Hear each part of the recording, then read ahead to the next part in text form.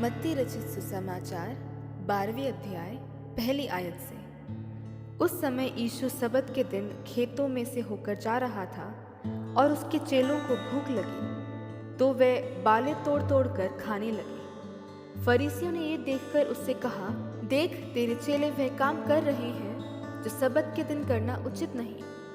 उसने उनसे कहा, क्या तुमने नहीं पढ़ा कि दाऊद ने जब वह और उसके साथी भूखे हुए तो क्या किया? वह कैसे परमेश्वर के घर में गया और भेंट की रोटियां खाई, जिन्हें खाना ना तो उसे और ना उसके साथियों को पर केवल याजकों को उचित था। या क्या तुमने व्यवस्था में नहीं पढ़ा कि याजक सबत के दिन मंदिर में सबत के दिन की विधि को तोड़ने पर भी निर्दोष ठहरता है? पर मैं तुमसे कहता हूँ कि यहाँ वह है जो मंदिर से भी बड़ा है। यदि तुम इसका अर्थ जानते, मैं दया से प्रसन्न होता हूँ बलिदान से नहीं, तो तुम निर्दोष को दोषी ना ठहराते। मनुष्य का पुत्र तो सबत के दिन का भी प्रभु है। वहां से चलकर वह उनके आराधनालय में आया। वहां एक मनुष्य था जिसका हाथ सूखा हुआ था। उन्होंने यीशु पर दोष लगाने के लिए उससे पूछा, क्या सबत के दिन चंगा करना उचित है? उसने उनसे कहा, तुम में ऐसा कौन है जिसकी एक भेड़ हो और वह सबत के दिन गड्ढे में गिर जाए तो वह उसे पकड़कर ना निकाले?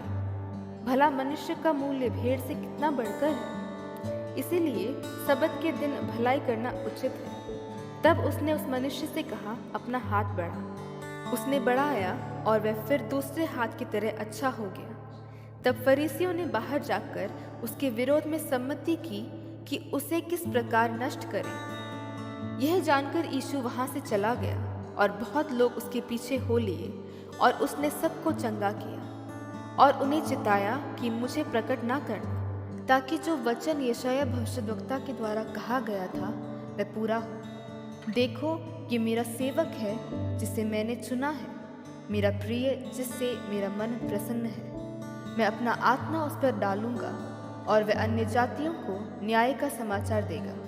वह ना झगड़ा करेगा और ना धूम मचाएगा और ना बाजारों में कोई उसका शब्द सुनेगा।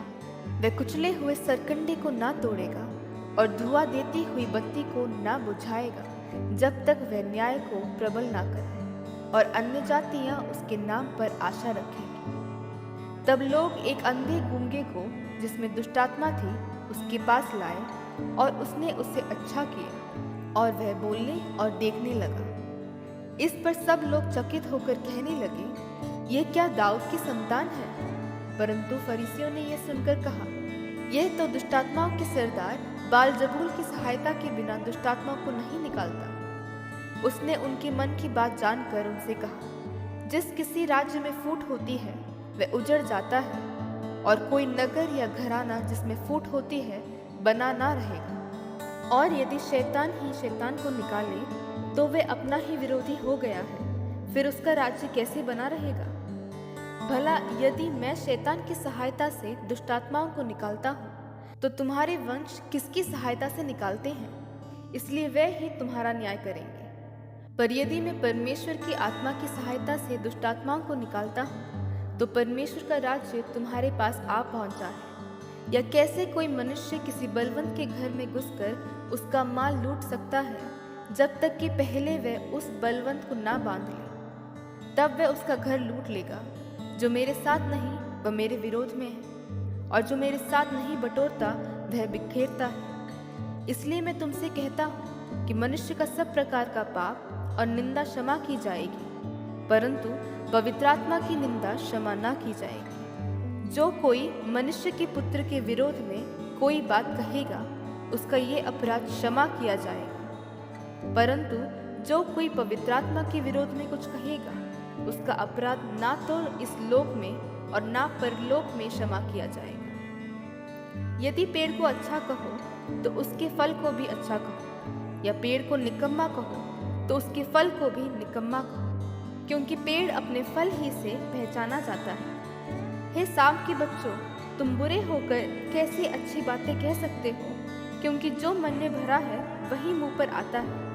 भला मनुष्य मन के भले भंडार से भली बातें निकालता है, और बुरा मनुष्य बुरे भंडार से बुरी बातें निकालता है। और मैं तुमसे कहता हूँ कि जो जो निकम्मी बातें मनुष्य कहेंगे, न्याय के दिन वह हर एक उस बात का लेखा देंगे। क्योंकि तू अपनी बातों के कारण निर्दोष और अपनी बातों ही के कारण दोषी ठहराया जाएगा।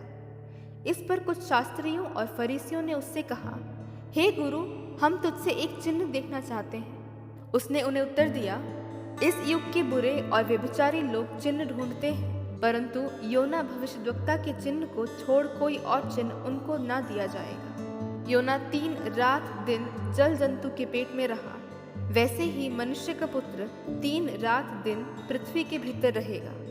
निनवे के लोग न्याय के दिन इस युग के लोगों के साथ उठकर उन्हें दोषी ठहराएंगे, क्योंकि उन्होंने योना का प्रचार सुनकर मन फिराया, और देखो यहाँ वह है जो योना से भी बड़ा है। दक्षिण की रानी न्याय के दिन इस युग के लोगों के साथ उठकर उन्हें दोषी ठहराएगी, क्योंकि वह सुलेमान का ज्ञान सुनने के लिए पृथ्वी के छोर से आई, और देखो यहाँ वह है जो सुलेमान से भी बड़ा है। जब अशुद्ध आत्मा मनुष्य में से निकल जाती है तो सूखी जगहों में विश्राम ढूंढती फिरती है और पाती नहीं। तब कहती है, मैं अपने उसी घर में जहाँ से निकली थी लौट जाऊंगी, और लौटकर उसे सूना, झाड़ा बुखारा और सजा सजाया पाती है। तब वह जाकर अपने से और बुरी 7 आत्माओं को अपने साथ ले आती है, और वह उसमें बैठकर वहाँ वास करती है, और उस मनुष्य की पिछली दशा पहले से भी बुरी हो जाती है। इस युग के बुरे लोगों की दशा भी ऐसी ही होगी। जब वह भीड़ से बातें कर ही रहा था, तब उसकी माता और भाई बाहर खड़े थे और उससे बातें करना चाहते थे। किसी ने उससे कहा, देख, तेरी माता और तेरे भाई बाहर खड़े हैं और तुझसे बातें करना चाहते हैं। ये सुनकर उसने कहने वाले को उत्तर दिया, कौन है मेरी माता और कौन है मेरा भाई? और अपने चेलों की ओर अपना हाथ बढ़ाकर कहा, देखो, मेरी माता और मेरे भाई ये हैं। क्योंकि जो कोई मेरे स्वर्ग के पिता की इच्छा पर चले, वही मेरा भाई और मेरी बहन और मेरी माता है।